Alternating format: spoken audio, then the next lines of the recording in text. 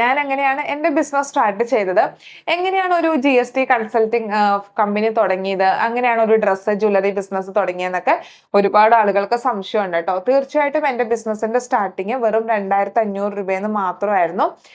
നിങ്ങൾക്കറിയാലേ, ആദ്യമായിട്ട് ഞാൻ ചെയ്തു തുടങ്ങിയത് GST റിലേറ്റഡ് ആയിട്ടുള്ള കാര്യമാണ്. അപ്പൊ GST എന്ന് വെച്ചാൽ നിങ്ങൾക്ക് എന്താണെന്ന് അറിയാം, നമ്മളുടെ ഇന്ത്യയിലെ ടാക്സ് സിസ്റ്റം ആണ്. GST റിലേറ്റഡ് ആയിട്ടുള്ള സർവീസ് എടുക്കുന്നതിന് വേണ്ടി കസ്റ്റമേഴ്സ് വരാനായിട്ടുള്ള സാധ്യത ഉണ്ടെന്നുള്ളത് എനിക്ക് മനസ്സിലായി. അതിന്റെ കാരണം, ഇന്ന് ചെറിയ രീതിയിൽ ബിസിനസ് ചെയ്യുന്ന ആളുകളാണെങ്കിൽ പോലും അവർക്ക് അവരുടെ പ്രോഡക്റ്റ് സൂപ്പർ മാർക്കറ്റ്, ആമസോണിലൊക്കെ വിൽക്കണമെങ്കിൽ GST രജിസ്ട്രേഷൻ ആവശ്യമായിട്ട് വരുന്നുണ്ട്. ഇനി അതുകൂടാതെ അവരുടെ ടേൺ ഓവർ 40 ലക്ഷത്തിന് മുകളിലാണെങ്കിൽ GST രജിസ്ട്രേഷൻ ആവശ്യമാണ്. അപ്പോൾ അങ്ങനെയുള്ള ഇപ്പൊ സ്റ്റേറ്റിന് പുറത്തോട്ട് ബിസിനസ് ചെയ്യുന്നുണ്ടെങ്കിൽ GST രജിസ്ട്രേഷൻ ആവശ്യമാണ്. അപ്പോൾ അങ്ങനെയുള്ള സിറ്റുവേഷനിലൊക്കെ GST രജിസ്ട്രേഷൻ ആവശ്യമായിട്ട് വരുന്നുണ്ട്. അപ്പൊ കേരളത്തിലുള്ള അല്ലെങ്കിൽ നമ്മുടെ ഇന്ത്യയിലുള്ള ഒരുപാട് ആളുകൾക്ക് GST രജിസ്ട്രേഷൻ ആവശ്യമായിട്ട് വരുന്നുണ്ട്. അപ്പോൾ സാധ്യതയുള്ള ഒരു ബിസിനസ് തന്നെയാണ് ഈ ഒരു GST കൺസൾട്ടിങ് അല്ലെങ്കിൽ GST റിലേറ്റഡ് ആയിട്ടുള്ള സർവീസ് എന്നുള്ളത് എനിക്ക് മനസ്സിലായിട്ടോ. അങ്ങനെയാണ് GSTനെ കുറിച്ച് പഠിക്കാനായിട്ട് ഞാൻ തീരുമാനിച്ചത്. ഞാൻ GSTയുടെ ഒരു ഓൺലൈൻ കോഴ്സിന് ജോയിൻ ചെയ്തു. 15 ദിവസത്തെ ക്ലാസ് ആയിരുന്നു. ക്ലാസ് കംപ്ലീറ്റ് ചെയ്തു. ഓൺലൈൻ ആയിട്ടുള്ള support, record class, live section എല്ലാം ഉണ്ടായിരുന്നു.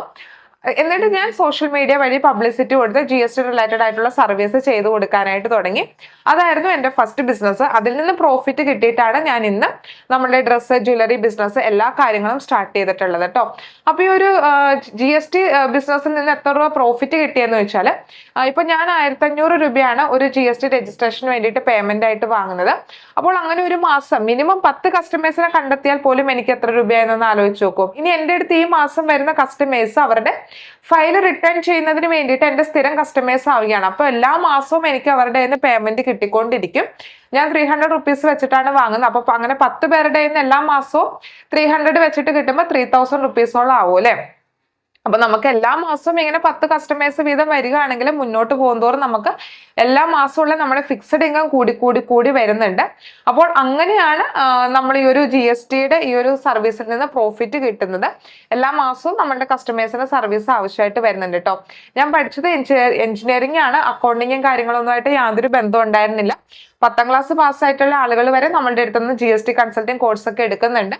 അപ്പൊ നിങ്ങൾക്ക് ഇങ്ങനെ വീട്ടിലിരുന്ന് വർക്ക് ചെയ്യാനായിട്ട്, അതല്ലെങ്കിൽ സോഷ്യൽ മീഡിയ വഴിയൊക്കെ ഫ്രീലാൻസ് ആയിട്ടൊക്കെ വർക്ക് ചെയ്യാനായിട്ടൊക്കെ ആഗ്രഹമുണ്ട്, അതല്ലെങ്കിൽ മറ്റേതെങ്കിലും ഒരു കമ്പനിയിൽ GST റിലേറ്റഡ് ആയിട്ടുള്ള സർവീസ് ചെയ്യണം, അതല്ലെങ്കിൽ നിങ്ങളുടെ ബിസിനസ്സിന് വേണ്ടിയിട്ട് ഇപ്പൊ GST കാര്യങ്ങളൊക്കെ ഹാൻഡിൽ ചെയ്യുന്നുണ്ടെങ്കിൽ നിങ്ങൾക്ക് ഒരു കോഴ്സ് അറ്റൻഡ് ചെയ്യാനായിട്ട് സാധിക്കും. 15 ദിവസത്തെ കോഴ്സാണ് വരുന്നത്.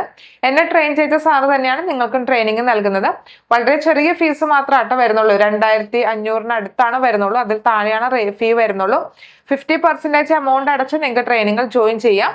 ഓക്കെ ആണ്, ക്ലാസ് ഓക്കെ ആണെങ്കിൽ മാത്രം നിങ്ങൾ ബാലൻസ് എമൗണ്ട് പേ ചെയ്ത് ക്ലാസ് കണ്ടിന്യൂ ചെയ്താൽ മതി. അപ്പൊ ഇൻട്രസ്റ്റ് ഉള്ള ആളുകളെ അറിയിക്കുക. ഇത് നിങ്ങൾക്ക് യൂസ്ഫുൾ ആകുന്ന ഡീറ്റെയിൽസ് ആയതുകൊണ്ടാണ് ഞാൻ ഷെയർ ചെയ്തത്. ഞാൻ ഓൾറെഡി ചെയ്ത് വിജയിച്ചതായതുകൊണ്ടാണ് നിങ്ങൾക്ക് ഷെയർ ചെയ്യുന്നത്. അപ്പൊ ഇൻട്രസ്റ്റ് ഉള്ള ആളുകളെ അറിയിക്കുക. ലിമിറ്റഡ് ആയിട്ടുള്ള സീറ്റ് മാത്രമേ ഉള്ളൂ കേട്ടോ.